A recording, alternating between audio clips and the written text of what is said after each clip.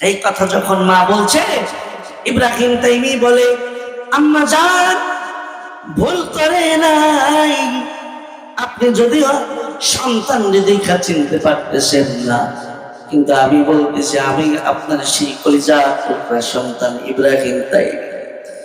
আমার যে 6 মাস যাবৎ কারাগারে বন্দী করে রেখেছে, মরুভূমির প্রচন্ড রোদের গরমে আমি এইভাবে পুরা কালো হয়ে গেছি মা, তাই আমার দেখে চিনা যায়। মা কান্দে আর বলে, বাবারে 6 মাস তো ভুল ফেরা আরেকজনের নামে জেল খাটিয়া, কতদিন জেল খাটিয়া, এবার তো অন্তত ভুলটা বানিয়ে দে, তোর চেহারাটাই আরেক রকম হয়ে গেল, অন্তত জেল থেকে এই সময় বাইর হয়ে আয়। ইব্রাহিম তাইমি বলে, ওগো মা, তোমার হাতে ধরে আমি ক্ষমা চাই, তোমার সেবা করার দরকার ছিল, করতে পারিনি মা, তুমি আমায় মাফ করে দাও। কিন্তু আমি জেলখানায় ঢুকে সিদ্ধান্ত নিয়েছি, আমি একজন আলেমের ইজ্জত বাঁচাতে গিয়ে, একজন আলেমকে জুলুম থেকে বাঁচাই থেকে আমি যখন জেলখানায় বন্দী হয়েছি, প্রয়োজনে শহীদ হব, তারপরও আমার ভাইয়ের উপরে জুলুম হইতে দেব না মা।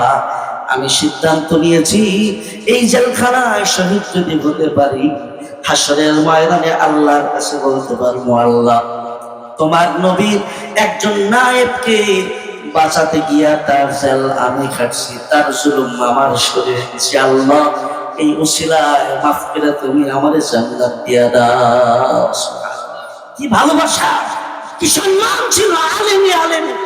আর আমরা এত বড় জালেম হয়েছি, যারা জাতির রাবার হবে, যারা জাতিকে মুক্তির পথ দেখাবে, যারা জাতিকে জান্নাতের পথ দেখাবে, তাদেরকে দুশমন ভেবে তাদের উপর জুলুম করে জামানার শ্রেষ্ঠ আলেমদেরকে বছরের পর বছর কারাগারে বন্দী করে রাখা হয়েছিল, ঠিক কিনা?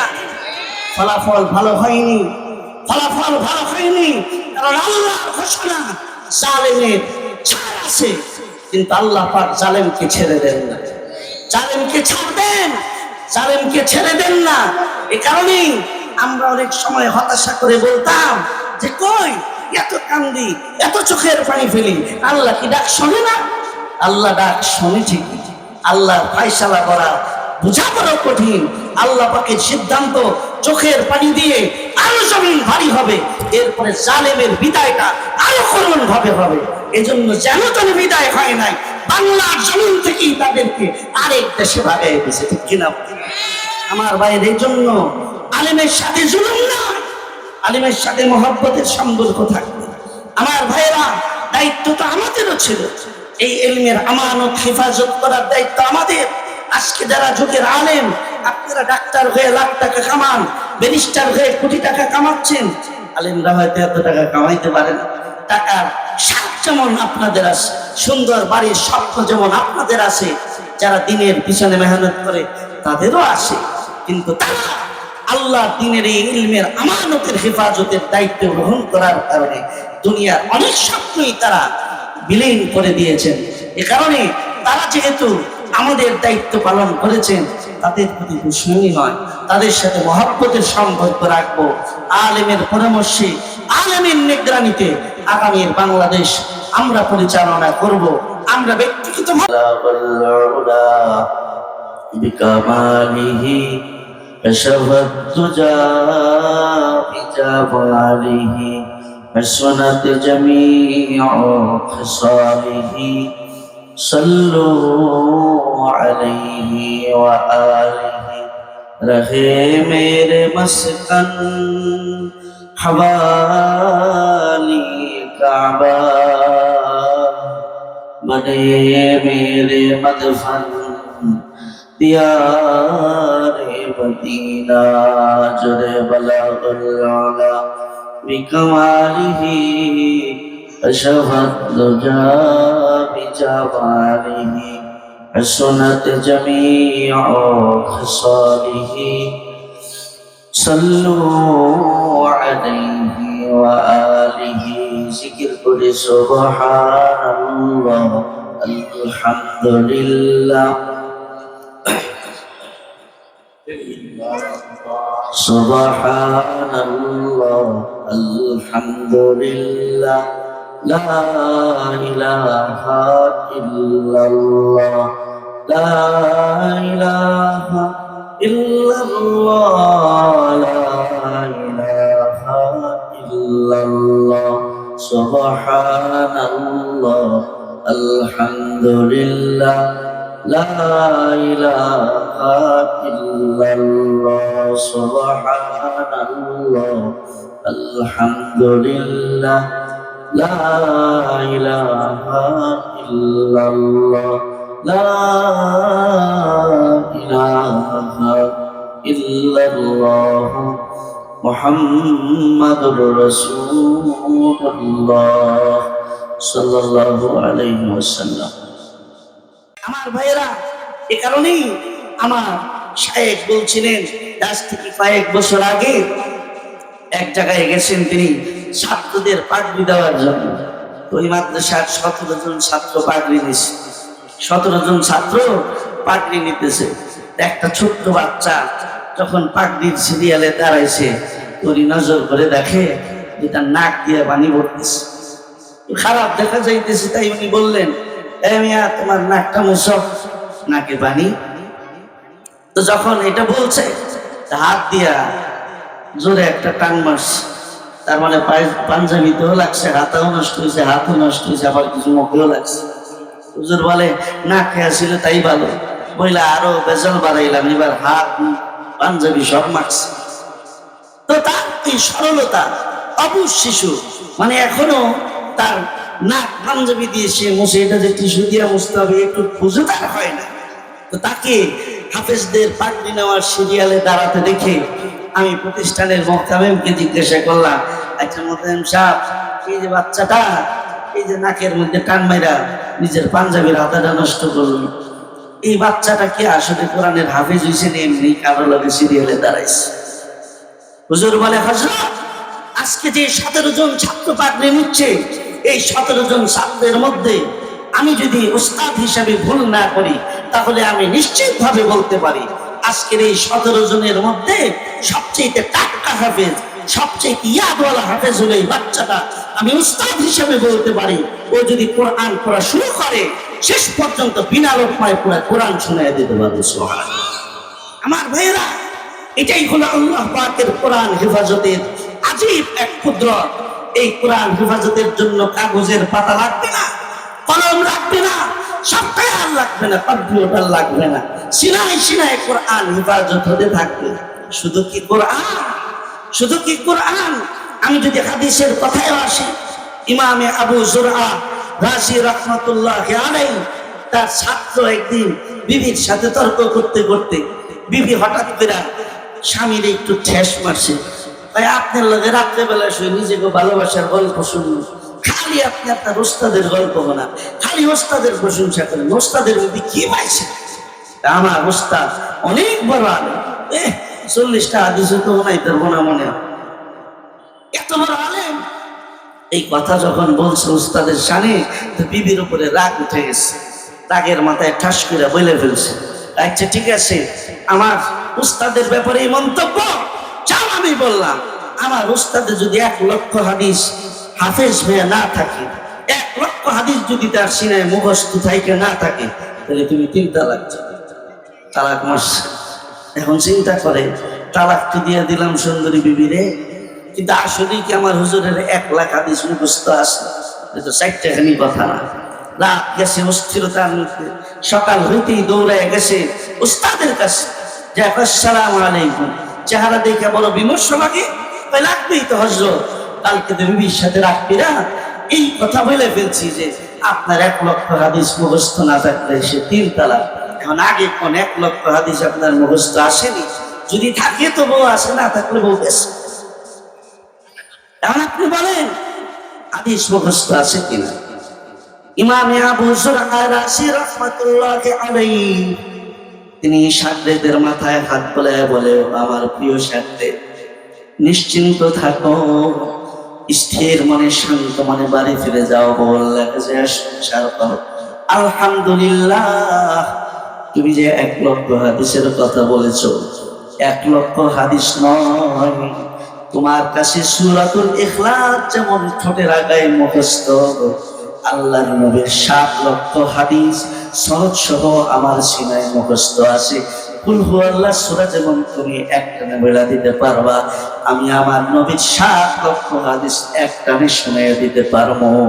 আল্লাহ কি পরিমাণ নবীর ইলমকে তারা সিনার মধ্যে হেফাজত করেছিলেন। 7 লক্ষ হাদিসের হাফিজ আমার ভাইয়েরা। তাই এই ইলম পৃথিবীতে কিয়ামত পর্যন্ত থাকবে, এটাকে কেউ ধ্বংস করতে পারবে না। কিন্তু দুর্ভাগ্য হলো তাদের যারা এই জ্ঞান থেকে দূরে, যারা এই জ্ঞানের মহাসমুদ্র থেকে দূরে।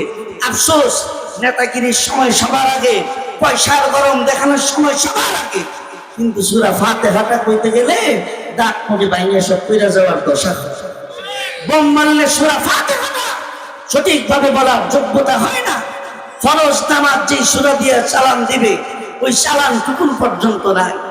বাহাদুরির সময় সবার আগে, এটা দুর্ভাগ্য ছাড়া, এটা হতাশার বিষয় ছাড়া আর কিছু না। এ কারণেই তো বেঈমানরা আমাদেরকে চোখরাঙানি দেখায়, এই কারণেই তো দাদা বাবুরা কয়দিন পরে পরে আমাদেরকে হুমকি মারে। কিন্তু আল্লাহর কসম, এই জাতির সম্পর্ক যদি কোরআনের সাথে হাদিসের সাথে হয়ে যায়, দিল্লির ক্ষমতা যত বড় হোক, আমেরিকার দাদা বাবুগিরি যত বড় হোক, তারা যত শক্তি আর পরাশক্তি হোক না কেন, এই 56,000 বর্গ মাইলে এই 17 কোটি মুসলমানের দিকে চোখ তুলে তাকানোর সাহস কোন জাতির হবে না। ঠিক কিনা?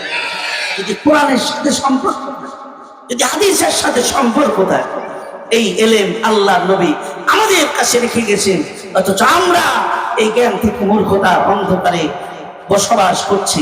আমার ভাইয়েরা, ষড়যন্ত্র শেষ হয় নাই, ষড়যন্ত্র আগেও ছিল।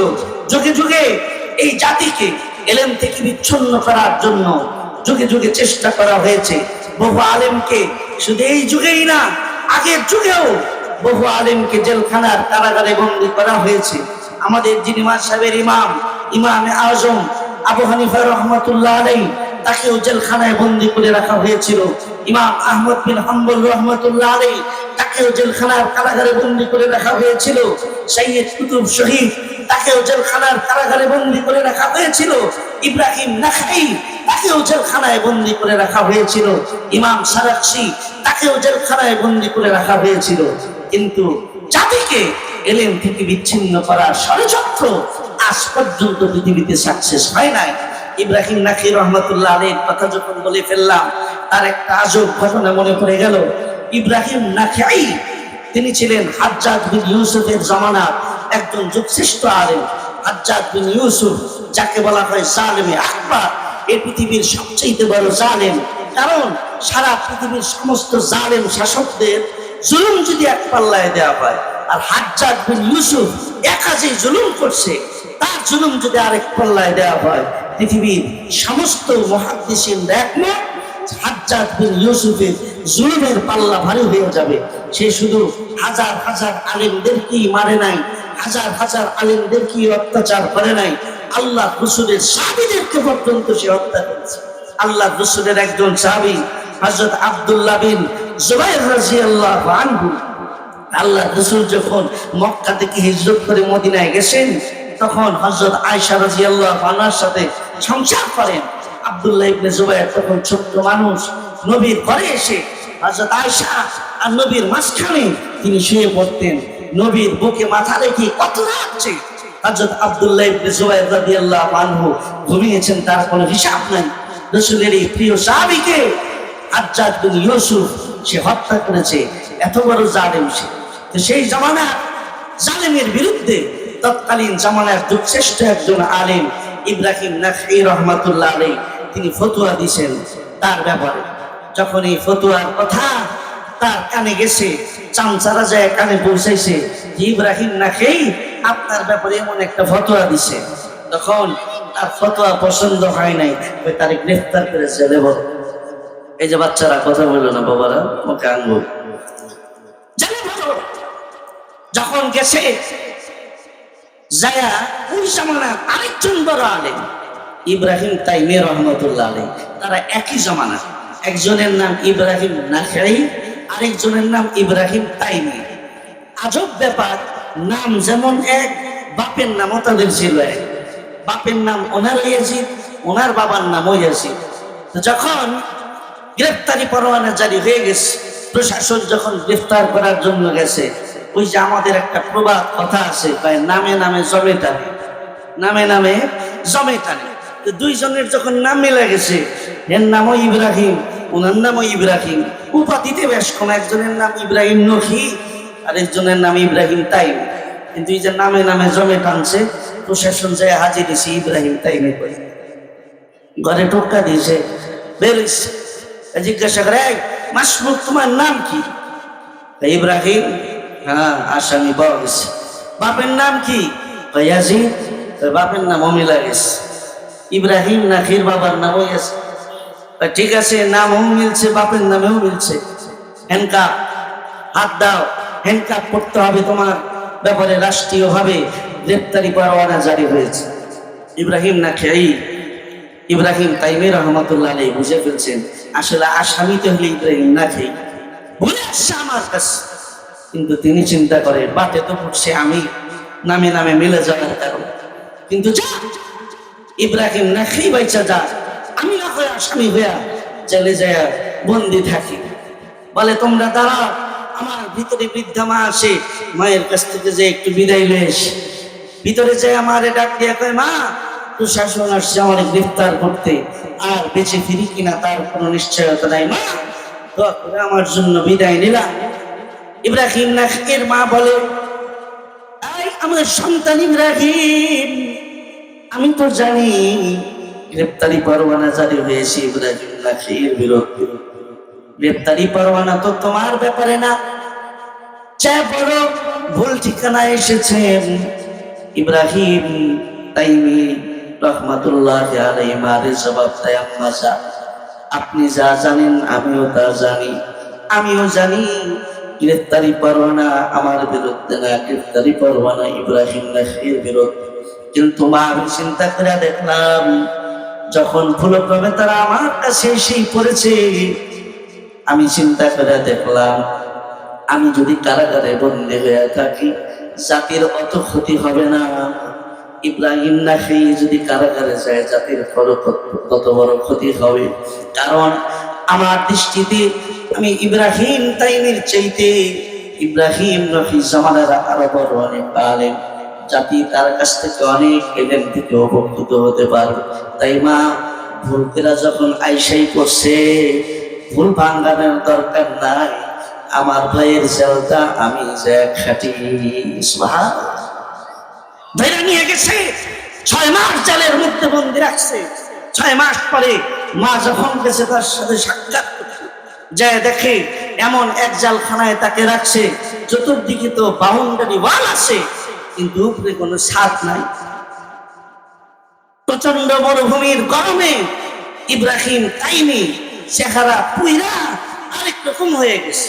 6 মাস পরে যখন মা জেলখানায় সন্তানের সাথে সাক্ষাৎ করার জন্য গেছে, যখন কয়েদি হিসাবে তারে সাক্ষাতের জন্য সামনে এসে উপস্থিত করছে, ইব্রাহিম তাইমির মা বলে, আরে এটা তো আমার সন্তান, আমি তো আসছি ইব্রাহিম তাইমির সাথে সাক্ষাৎ করতে, এটা আমার সন্তান না, আমার সন্তান অন্য কেউ, আমি আমার সন্তানের চেহারা দেখতে চিনব বলে অন্য কেউ ডাইতে লয়ে আসছে। আলিমের সংস্পর্শে, আলিমের নিগরানিতে আগামীর বাংলাদেশ আমরা পরিচালনা করবো, রাজি আছি ইনশাআল্লাহ। আল্লাহ আমাদেরকে তৌফিক দান করেন। হযরত এখনই চলে আসবেন। আমার ভাইরা, শেষ আমি যে কথাটা বলতে চাই, আজকের যে ব্যানারে এমন সুন্দর একটি মাহফিলের আয়োজন করা হলো, সমাজ, এটা ফুল মিনিং আমি ওনাদের কাছ থেকে শুনেছি, সকল মানুষের জন্য, অর্থাৎ এটি একটি মানব সেবামূলক সংগঠন। ভালো করে মনে রাখবেন, মানব সেবা আমাদের যে মৌলিক ফরজ ইবাদত গুলো আছে, এই মৌলিক ফরজ ইবাদতের পরে আল্লাহর জমিনে, আল্লাহর শরীয়তে শ্রেষ্ঠ কোনো ইবাদত যদি থেকে থাকে, সেটা হলো মানুষের সেবা, মানুষের কল্যাণে নিজেকে নিবেদিত করা। আবার আল্লাহর এই জমিনে মৌলিক যে হারামগুলো বাতলে দেওয়া হয়েছে শরীয়তে, ওই হারামগুলোর পরে নিকৃষ্ট কোনো হারাম কাজ যদি থেকে থাকে, অন্যায় কাজ যদি থেকে থাকে, সেটা হলো মানুষের ক্ষতি করা, মানুষের ক্ষতি করা। এজন্য মানব সেবা এটা আমাদের মুসলমানদের অন্যতম এক ইমানি দায়িত্ব। আমরা বিভিন্ন সময় পোস্টারে দেখি, পোস্টার লেখে ভাই আমাকে জনগণের সেবা করার সুযোগ দিন। আমি বলি জনগণের সেবা করতে না করছে কি? পোস্টার লাগায় কয় সুযোগ দেন, বাপটা মনে হয় যেন হেরে কেউ আটকায় রাখছে। এ চাইতেছে কোটি টাকা খরচ করে সেবা করতে, হেরে কেউ দিতেছে না। বাপটা এমন মনে হয় না? সেবা করার সুযোগ দিন, আপনাকে না করছে কিছু। আপনি যে 2 লাখ 3 লাখ টাকার পোস্টার লাগায় খালি পোস্টারিং করতেছেন, আমাকে জনগণের সেবা করার সুযোগ দিন। এই পোস্টারিং না করে 3 লাখ টাকা যদি জনগণের সেবায় বিলীন করতেন, বিতরণ করতেন, তাইলেও তো মানুষের উপকার হইতো, ঠিক কিনা? তাহলে এই যে লাখ লাখ টাকার পোস্টারিং করে খালি জনগণের সেবা করার সুযোগ দিন, আমি বলি কথা সত্য মতলব খারাপ। কথা সত্য মতলব খারাপ। সেবা করার সুযোগ জনগণের দেওয়ার দরকার নাই। সেবা আমি ব্যক্তিগতভাবে চাইলেও করতে পারি, এটার জন্য পদ লাগে না, ক্ষমতা লাগে না। আসলে জনগণের সেবা করার সুযোগ দিন মানে আমার একটা ক্ষমতার পদ দিন, সেখানে বৈশা আপনি করে মারবো আর নিজে খালি আঙ্গুল ভিলা কলা গাছ আমার বিদেশে বাড়ি বানাবো। অধিকাংশই ধান্দা। এজন্য জনগণের সেবার নামে আমরা যেন প্রতারণা না করি, কারণ মানব সেবা এটা অনেক বড় ইবাদত। আল্লাহ রাসূল সাল্লাল্লাহু আলাইহি ওয়াসাল্লামের হাদিসে যারা মানব সেবক, যারা মানব সেবায় নিজেদেরকে নিবেদিত করে, তাদের জন্য আল্লাহ রাসূল একটা অ্যাওয়ার্ড দিয়েছেন, সনদ দিয়ে গেছেন। আমরা দেখি না যারা মানব সেবায় ভূমিকা রাখে তাদের কি ইউনিসেফ আছে, জাতিসংঘ আছে, তাদেরকে কি দেয়? তাদেরকে আপনার অ্যাওয়ার্ড দেয়। আবার সবচেয়ে বেশি ভূমিকা রাখতে পারলে তাদেরকে নোবেল পুরস্কারও দেয়। হ্যাঁ, আল্লাহ রাসূল যারা মানব সেবক তাদেরকে আল্লাহ রাসূল অ্যাওয়ার্ড দিয়ে গেছেন। আল্লাহ নবী বলেন আহাব্বুন নাসি ইলাল্লাহ আনফাহুম লিন-নাস। আল্লাহর কাছে সবচেয়ে প্রিয় ব্যক্তি তারা মানুষের কল্যাণে কাজ করে। সুবহানাল্লাহ। আল্লাহ রাসূল সাল্লাল্লাহু আলাইহি ওয়াসাল্লাম আমাদেরকে অ্যাওয়ার্ড দিয়ে গেছেন। সুতরাং মানব কল্যাণে, মানব সেবায় নিজেকে নিবেদিত করা এর চাইতে ভালো কাজ, এর চাইতে শ্রেষ্ঠ কোনো কাজ আর হতে পারে না। আমার ভাইরা, মানুষের কল্যাণে নিজেকে নিবেদিত করতে পারলে এটার বিনিময় কাজে কত বেশি, ওটা চিন্তা করার মতো মেধা শক্তিও আমাদের মাথার এই ছোট্ট মগজের ভিতরে নাই। শুধু একটা ঘটনা শুনিয়ে কথা শেষ করি। আল্লাহ রাসূলের একজন সাহাবী হযরত আব্দুল্লাহ বিন আব্বাস রাদিয়াল্লাহু আনহু, উনি রমজান মাসে মসজিদে নববীর মধ্যে বসে ইতিকাফ। মসজিদে নববীর ইতিকাফ, মসজিদে নববীর মধ্যে যেই কাজ, 1 রাকাত নফল নামাজ পড়লে 50,000 রাকাতের সওয়াব। তো সেইভাবে আপনি যে ইবাদতটাই করবেন ওইটা গুণ দিয়ে 50,000 পাইবেন। তাহলে কত বড় নেকির একটা কাজ। রমজান মাসের শেষ দশকে আব্দুল্লাহ বিন আব্বাস রাদিয়াল্লাহু আনহু ইতিকাফ করতে বসছেন। ইতিকাফ যখন চলতেছে, আল্লাহ রাসূলের একজন সাহাবী উনি আসছে সাক্ষাতের জন্য। আয়েশা আব্দুল্লাহ বিন আব্বাস রাদিয়াল্লাহু আনহুর পাশে বসছে। তো চেহারাটা বিমর্ষ। আব্দুল্লাহ বিন আব্বাস বুঝে ফেললেন, জিজ্ঞাসা করতেছে, ভাই তোমার চেহারাটা খুব বিমর্ষ বিমর্ষ লাগে, তুমি কি কোনো পেরেশানিতে আসো? বলে, ভাই ঠিকই ধরেছেন, আমি আসলেই পেরেশানিতে আসি। আমি এক ইহুদির কাছ থেকে ঋণ নিয়েছিলাম, যেই ডেটে ঋণ পরিশোধ করার কথা ছিল সেই ডেট আরো কয়েকদিন আগে পার হয়ে গেছে। সে প্রতিনিয়ত আমাকে চাপ দিচ্ছে, কিন্তু আমি যে এখনো ঋণের টাকাটা ব্যবস্থা করতে পারতেছি না, কিন্তু সে তো আমাকে অনবরত চাপ দিয়েই চাইতেছে। আমি কি করি? এজন্য পেরেশান, আমার চেহারাটা এরকম বিমর্ষ। আব্দুল্লাহ বিন আব্বাস রাদিয়াল্লাহু আনহু বলে, আচ্ছা ভাই, তোমার জন্য আমি কি করতে পারি? তাই যদি একটু কেউ করে দিতে পারতো, যে ওই লোকটার কাছে যে একটু হাত ধরে বলতেছে, ভাই লোকটা তোমার টাকা মারবে না, যে তারিখ দিয়েছিল লোকটা একটু বিপদগ্রস্ত হওয়ার কারণে সময় মতো টাকাটা দিতে পারতেছেন, কিন্তু তোমার টাকা দিবে আর কয়েকটা দিন সময় বাড়িয়ে দাও। হাত ধরে যদি এই অনুরোধটা কেউ করে দিত আর কয়েকটা দিন সময় যদি নিয়ে দিতে, তাহলে আমার অনেক উপকার হইত, টেনশনটা অনেক কমে যেত। আব্দুল্লাহ বিন আব্বাস রাদিয়াল্লাহু আনহু বলে, ওই লোকটার বাড়ি কই? উহুদ পাহাড়ের কাছে, ওই পাদদেশে তার বাড়ি। আব্দুল্লাহ বিন আব্বাস রাদিয়াল্লাহু আনহু বলে, চলো চলো বলে তিনি ইতিকাফ থেকে উঠে গেলেন। মসজিদে নববী থেকে বের হয়ে জুতা পায়ে দিলেন। সাথে সাথে আল্লাহর নবীর ওই সাহাবী বলে, এটা কি করলেন? আপনি না ইতিকাফে আছেন, এটা কি আপনি ভুলে গেছেন?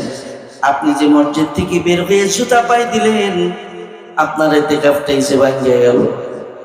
হযরত আব্দুল্লাহ বিন আব্বাস রাদিয়াল্লাহু আনহু বলে, ওরে আল্লাহর নবীর সাহাবী, আমি ভুলি নাই যে আমি ইতিকাফে আসি, আমি যাই নাই, বের হইছি।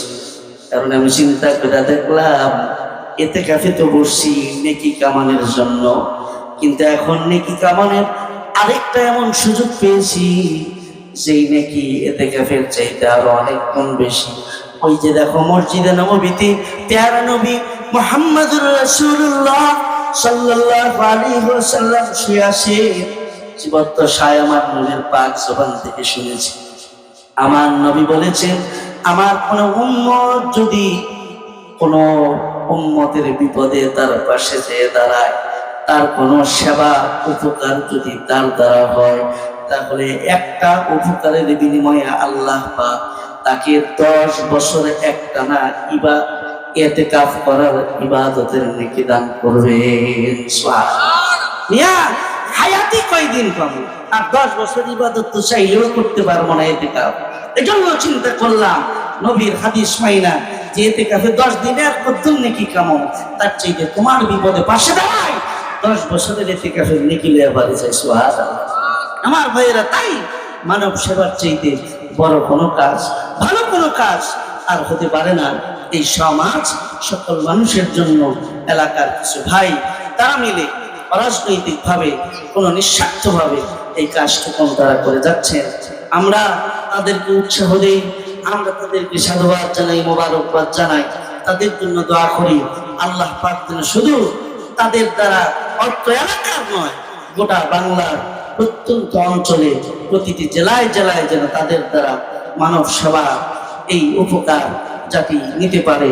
আল্লাহ পাক সেই তৌফিক, সেই সচ্ছলতা তাদেরকে দান করেন বলে আমিন। আমার ভাইয়েরা, তারা যে উদ্দেশ্যে যাত্রা শুরু করেছে, শেষ পর্যন্ত যারা তারা ইখলাসের সাথে নিঃস্বার্থভাবে এই পথ পাড়ি দিয়ে তারা চলতে পারে, আল্লাহ পাক তাদেরকে একতা, বিশ্বাস এবং সকলের উপকার করার মানসিকতা মরণ পর্যন্ত দান করেন। সকলে বলি আমিন।